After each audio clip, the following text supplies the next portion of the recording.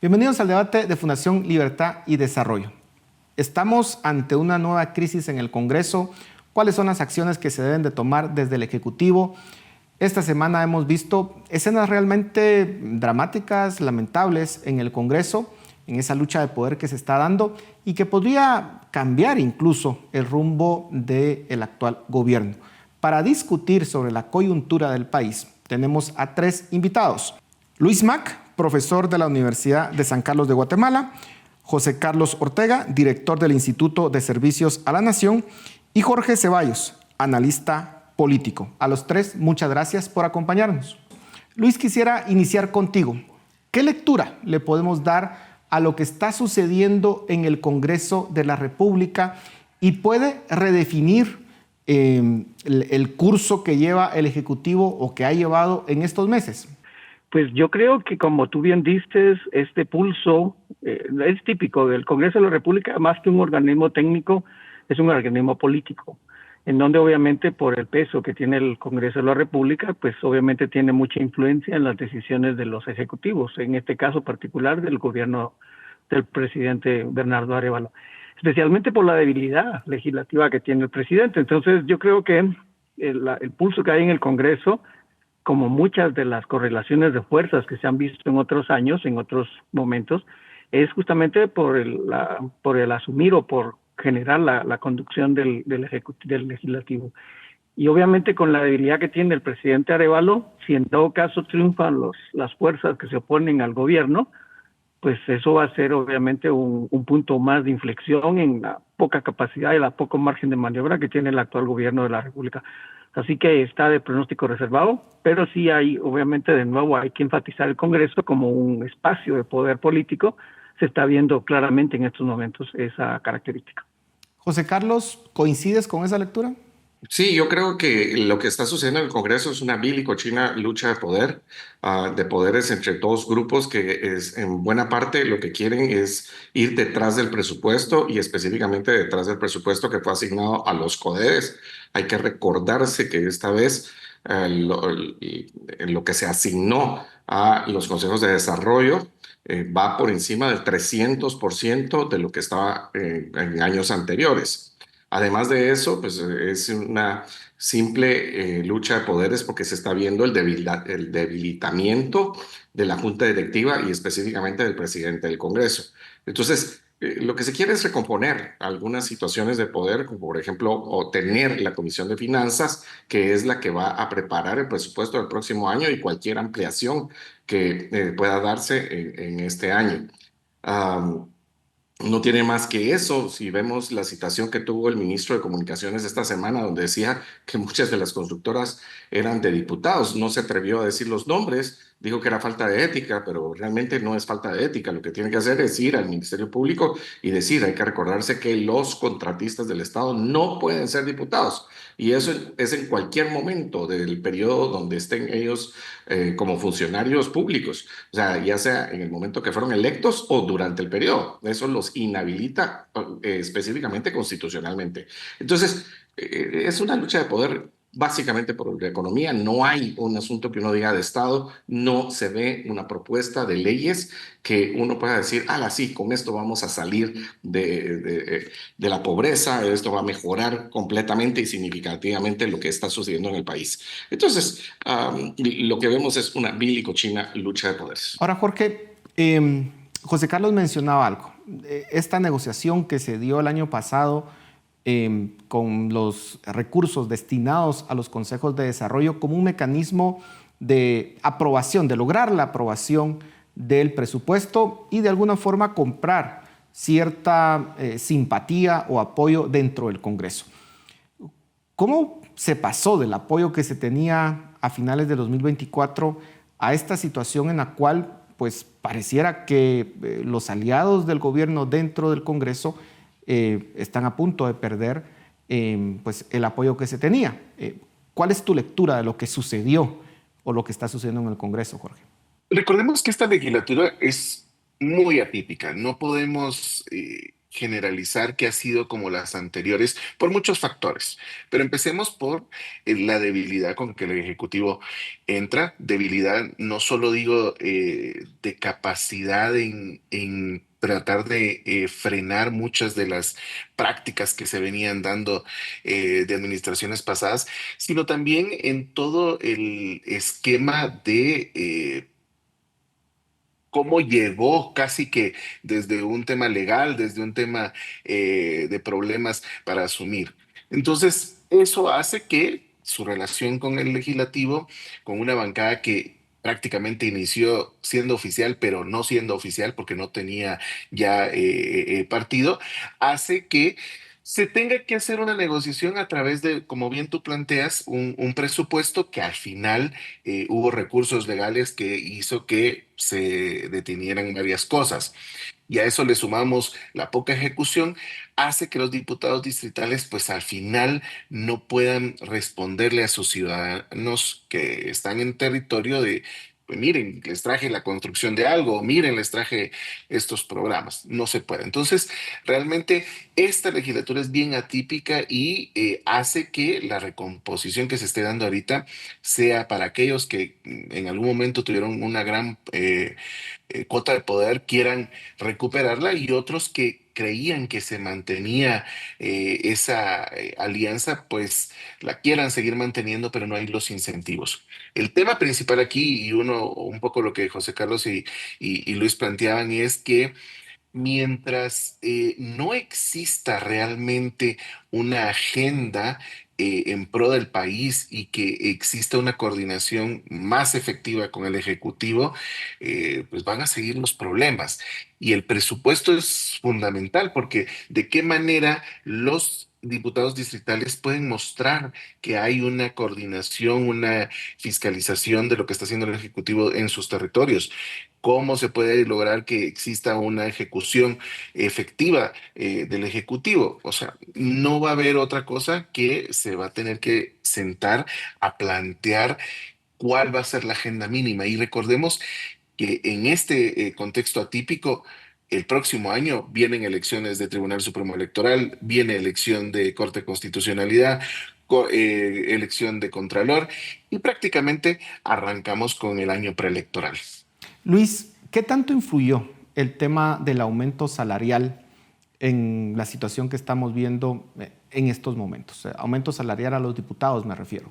Y digamos, la negativa que tenía en su momento la Junta Directiva en el último mes de pagarles. ¿Eso influyó en esta rebelión que vimos en el Congreso?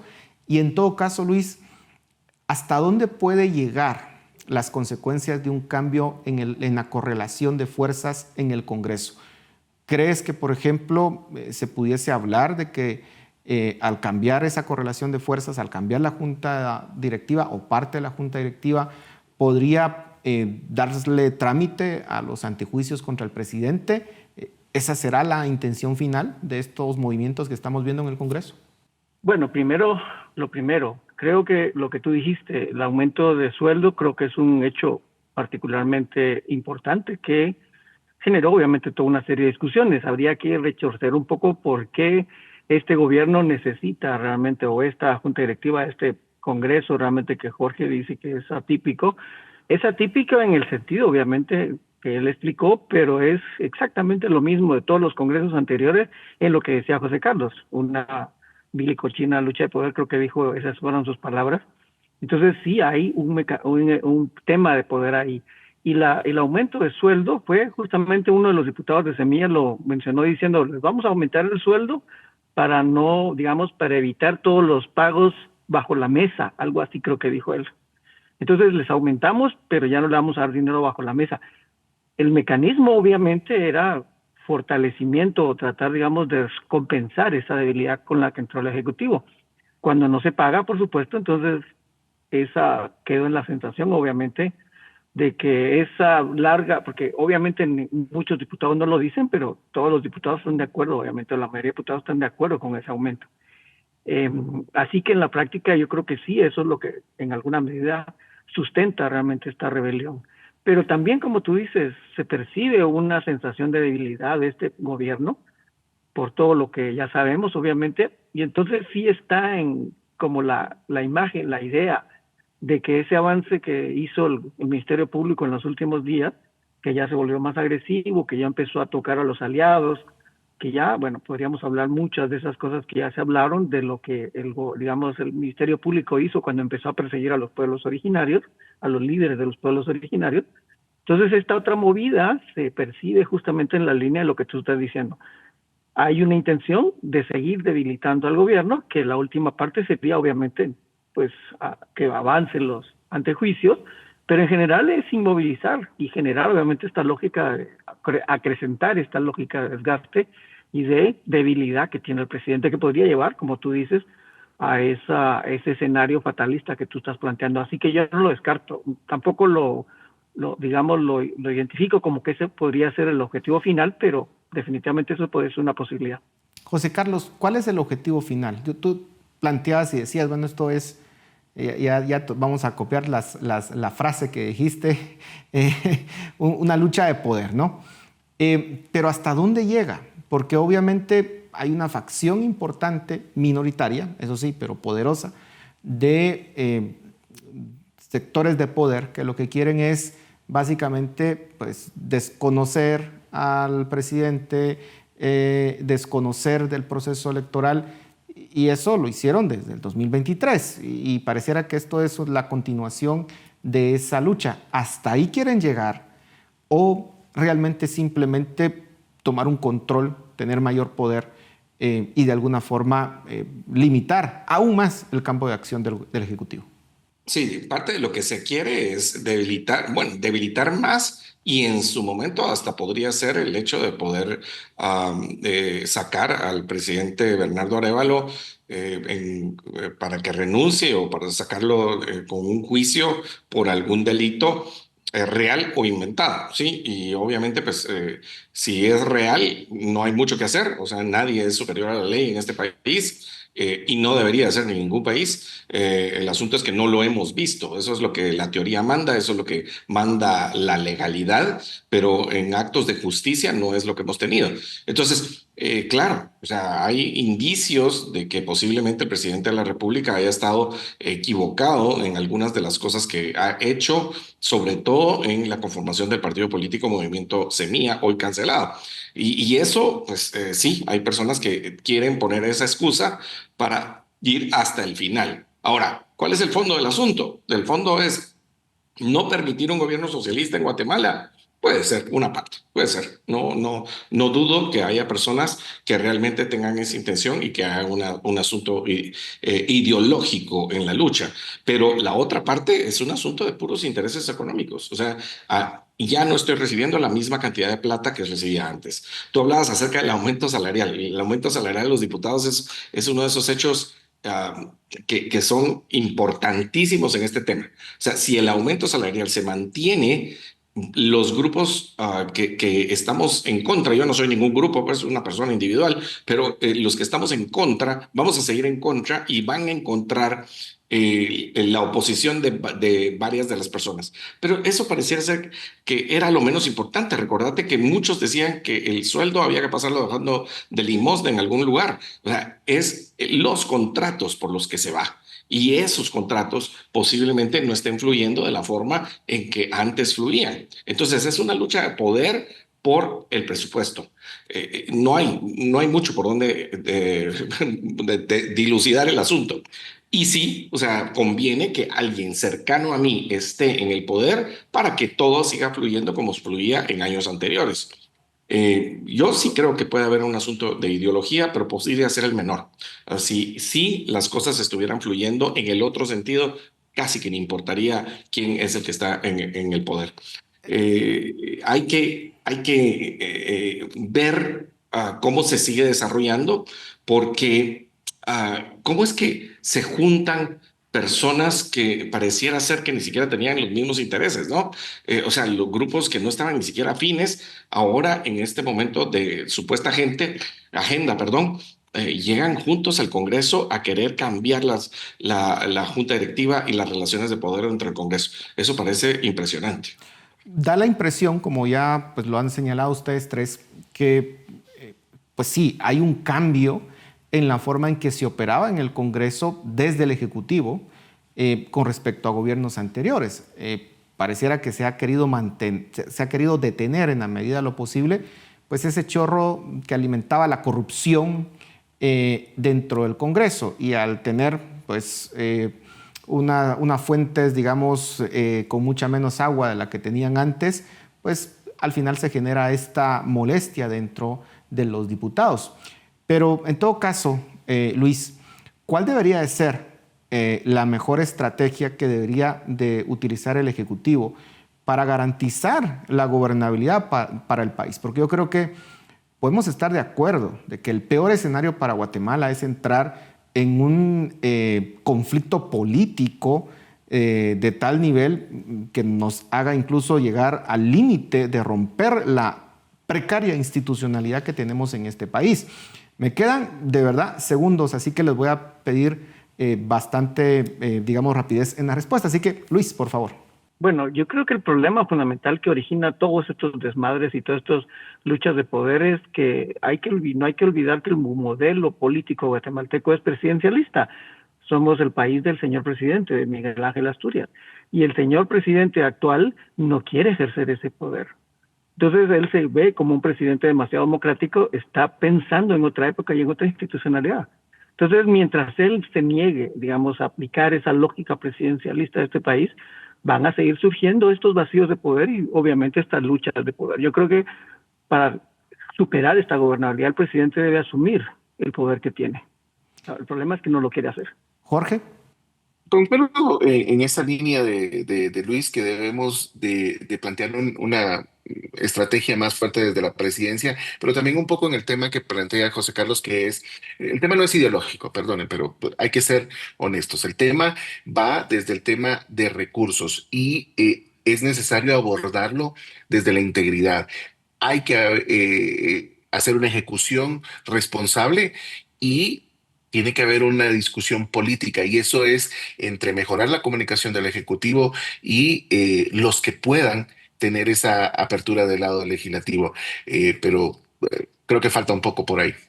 José Carlos, brevemente terminamos contigo.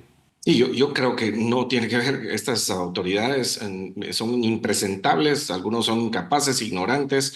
Yo le llamo el gobierno de las 5 I's y no me refiero solo al Ejecutivo, me refiero también al Legislativo. Yo creo que la solución viene de la sociedad civil, de la exigencia de una agenda de país y la exigencia de que cambiemos este modelo porque no está funcionando. O sea, unos nos quieren llevar a un socialismo que está probado que no funciona y otros nos quieren llevar a una anarquía tipo Haití que no funciona tampoco. Es una pelea entre buitres y hienas, pero realmente no estamos viendo un camino de desarrollo. Y eso lo tiene que marcar la sociedad porque no vemos capacidad en los que están en las autoridades. En todo caso, en lo que sí podemos estar de acuerdo es de que se tienen que respetar las instituciones y Correcto. Llevar al país a una crisis, a un choque de trenes.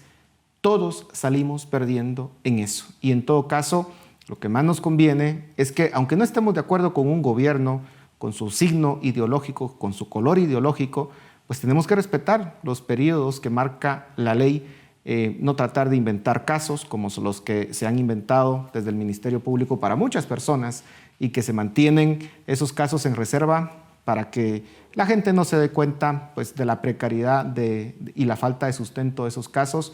Y en todo caso hay que defender la institucionalidad de Guatemala y que sea el juego político, el juego democrático en las elecciones, los que determinen los resultados de quién va a ejercer ese poder y la transición pacífica. Así que muchísimas gracias a los tres por su análisis y a ustedes en casa, muchísimas gracias por su atención. Nos vemos la próxima semana.